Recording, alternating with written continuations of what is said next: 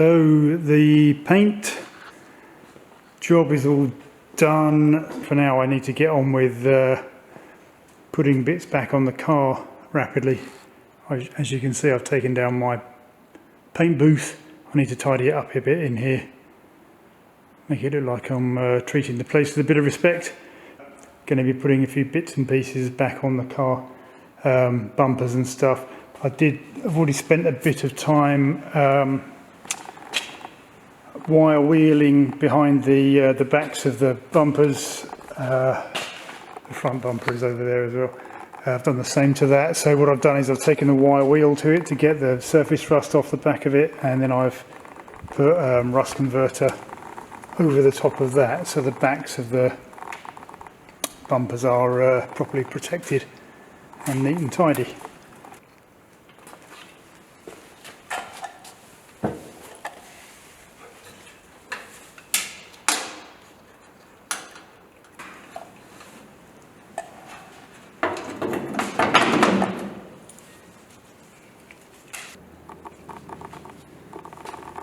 Okay, so that side light is in there nicely, and I've polished it all up as best as I can, but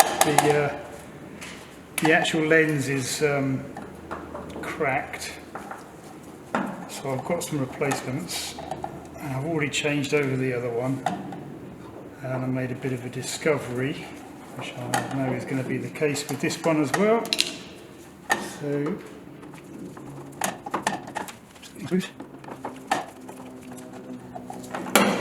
yeah, so I've got a replacement to go in there. So these are the old ones, and you can see it's like, this is a really bright light, LEDs. Obviously all of these old bulbs are old incandescent bulbs.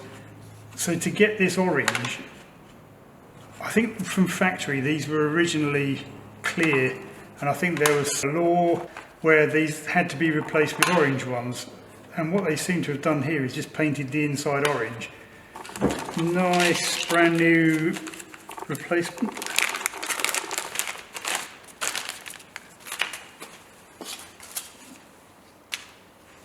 Like so. That is properly clear, as you can see. And it's also got the Chevrolet bow tie logo on it, so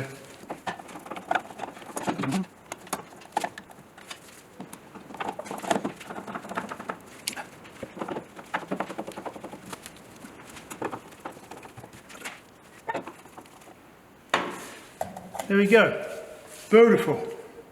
So it's going to be our old friends, the wire wool and the anisole. So, yeah.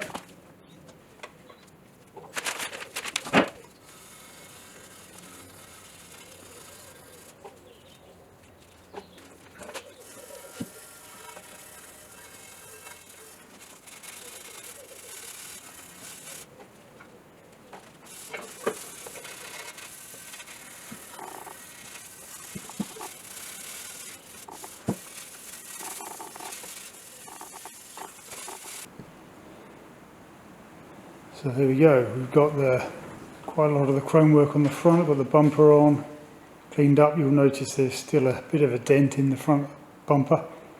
I have beat the crap out of that with a rubber mallet, and I can't straighten that out at all, so I'm not too fussed because it's in a spot where once I've put a number plate on the front you won't see it. Bit of a cop out, but I don't know, I feel like that's probably a job that's not for me. The chrome bumper is as sturdy as hell. There is no give in that whatsoever. So I've got some 30% phosphoric acid here. So I've put some of my screws and fasteners in there overnight. So what that does, it's phosphoric acid reacts with the rust on them. It turns it into something else that's not rust. So yeah, you end up with this sort of nice nice finish to it. So we'll see what they look like tomorrow.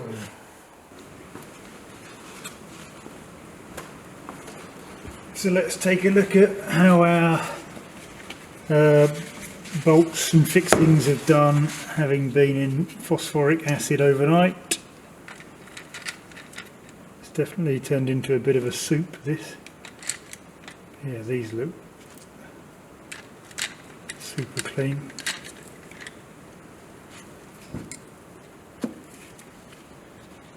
Yeah, they're not shiny, but they basically look like new bolts and screws again, which is really good.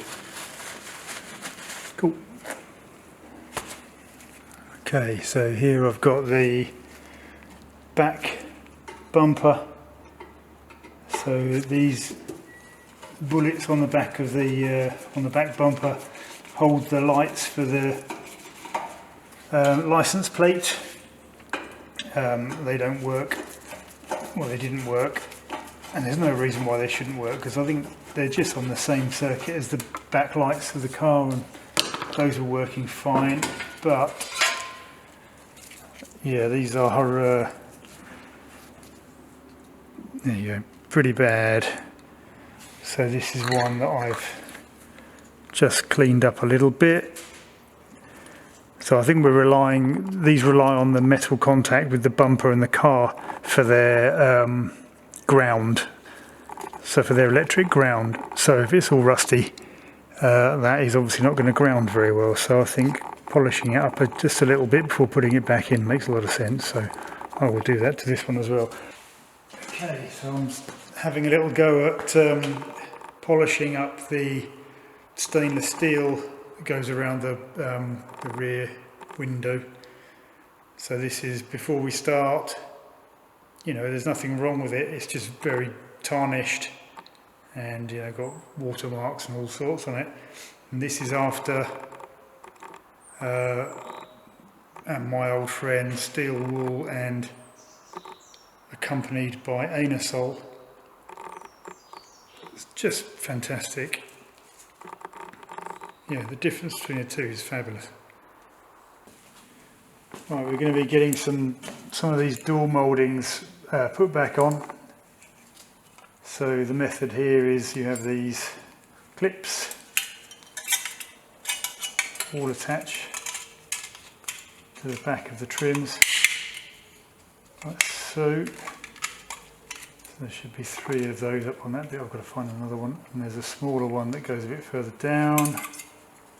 So he goes in. There he is. Like so. So those then go into the door and screws attached from the back. There we go, the trim is on. Nice and snug. Next up, door handles, which I have cleaned up as best as I could. Got my rubber gaskets to go on there. It puts the lotion in the gasket.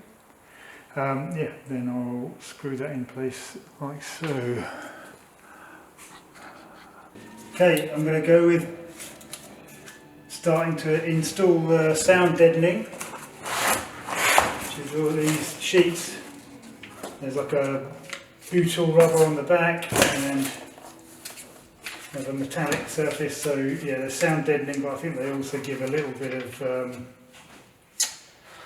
insulation as well. So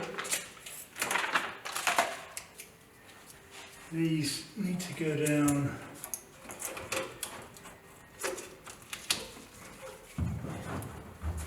need to be rolled in because they have to be in very good contact with everything, otherwise they don't work.